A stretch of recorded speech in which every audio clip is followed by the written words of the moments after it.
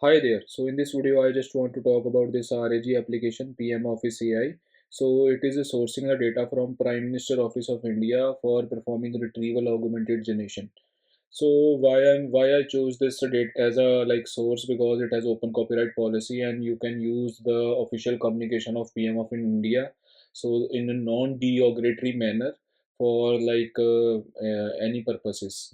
So that is why I chose this as a data source, and let's ask the Modi ji some questions. So I'm going to ask this question. So after prompting it, like it is like giving way focus answer than like GPT. So and similarly, let's ask the question about Jammu and Kashmir. Like India is spending a lot of into Jammu and Kashmir.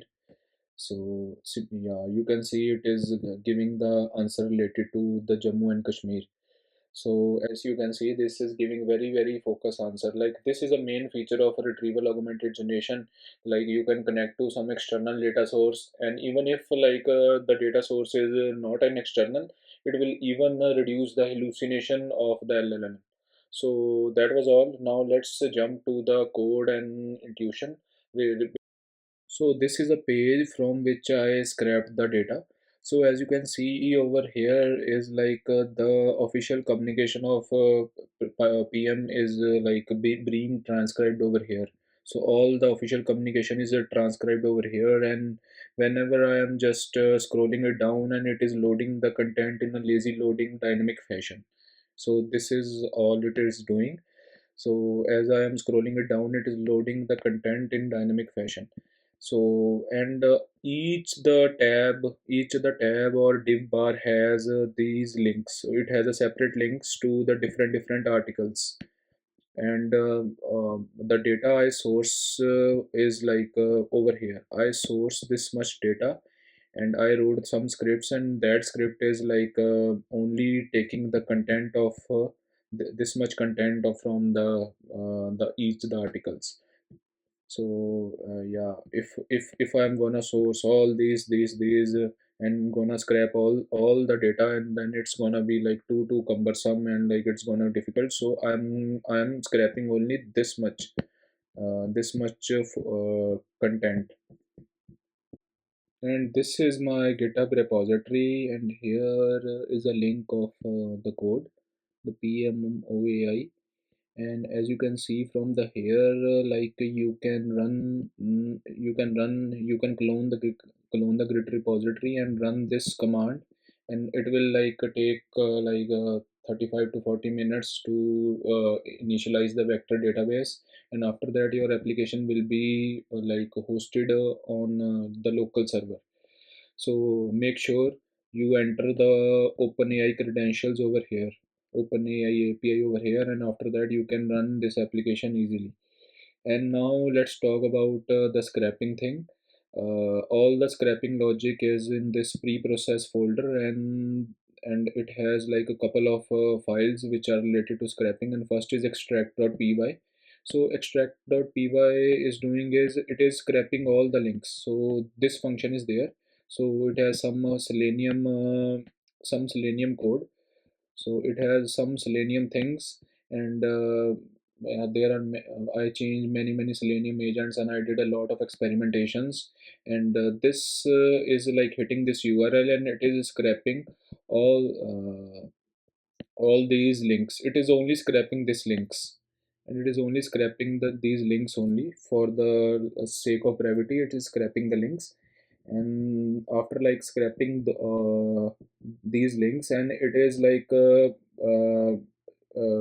putting all the links into the Python array, and that Python array using this function, yeah, array to JSON, and it is saving that a long Python array. It has like 3 to 4 thousand components into the array, and that array into local storage in JSON format. And let me show you the JSON file also. And the JSON file is over the here in data source and PMO links. Yeah, and yeah, and that function is like making an array, and using another function we are storing that array into JSON format, so that we can load that in a static manner. Yeah, you can see over here it has like thousands of it has like thousands of news articles related to Prime Minister of in India. Uh, and similarly, I did the same on the Man Ki Baat. So Man Ki Baat is non-political communication of Prime Minister of India, and as you can see, it has all the Man Ki Baat over here. And for the sake of brevity, we are just scrapping the links only. And after that, the main logic is in the app.py. So in app.py, you can see over here I am using embed chain and streamlit. So embed chain is like a very easy library to build an RAG application. So it is ideal for the software engineer who have less knowledge about AI. So what like embed chain is doing is it is it's extracting all the logic of the LangChain, and it is a wrapper around LangChain. It makes the LLM applications very easy. So here I have written the configuration. I am using the text embedding 3 as the embedder, and LLM is a GPT 3.5, and it is the cheapest model I have used. And here are some parameters. And after that, I am reading the JSONs which I scraped from the PM website. So this after that, I am loading all the data into vector database. So what this so this is an official documentation of embed chain, and embed chain is a kind of a wrapper over LangChain, and it abstracts the logic behind recursive character separator loaders and all those things, and even the retrieval also. It abstracts all the logic and gives a very high level abstractions to the user. So as you can see over here, they are importing like app of class. So after importing app class, it's being initialized, and after initializing, just like you can add the documents like very easily. Like so, you can add the documents like you are adding into your folder in computer. So you are adding the documents very easily, and it will automatically do detection whether that is PDF, text file, or that is web page, and it will initialize the loaders according to that. So after that, you can simply query it using the single line of code. Like so, it is very easy to develop the applications in embed chain. Basically, it's for the software engineers who have very little knowledge of AI, and so for them, it is very great option for them. I would say. So that is why I am using a bed chain for like a wider audience so that everybody can understand. So here you can see over here I am importing the app class, and here is a config object, and this config object is being loaded into app class. So here is the function which is like initializing the app class, and the configurations are also being inputted over here. As you can see over here, this is a config object, so it's being input over here, and like in config object it's being written like the what model I'm going to use for embedding and what model is for the LLM for prompting. So the model I'm using over here is a small text embedding small, which is the cheapest model. And similarly for autoregressive text generation, I'm using GPT 3.5, and like GPT 3.5 here app object is being initialized, and after that we have to add the data into the app object so that vector database is initialized and index are stored. And so for that I am using this function. Yeah, this function. So this function I'm adding I'm just using for loop and adding all the 3000 web pages in one by one fashion, and if there's an exception in what the particular web page, and it's raising the exception. So you can see I'm calling this add data function, and I am just passing the full array, the array of 3000 or 110 links. So and also I'm passing the type of the this data source. So all the data source is being stored in into the JSON format from, and I'm loading all the JSON files into again into Python list. So here I'm adding the data, and after that there is a streamlit logic which is like related to UI. So that is not very important. And similarly there is some decorations of prime minister, and here is a prompt. So the prompt I have written is like, you are a AI assistant and you are tasked to answer the question on the given context only. Do not fabricate or conclude the answer if it's outside the context.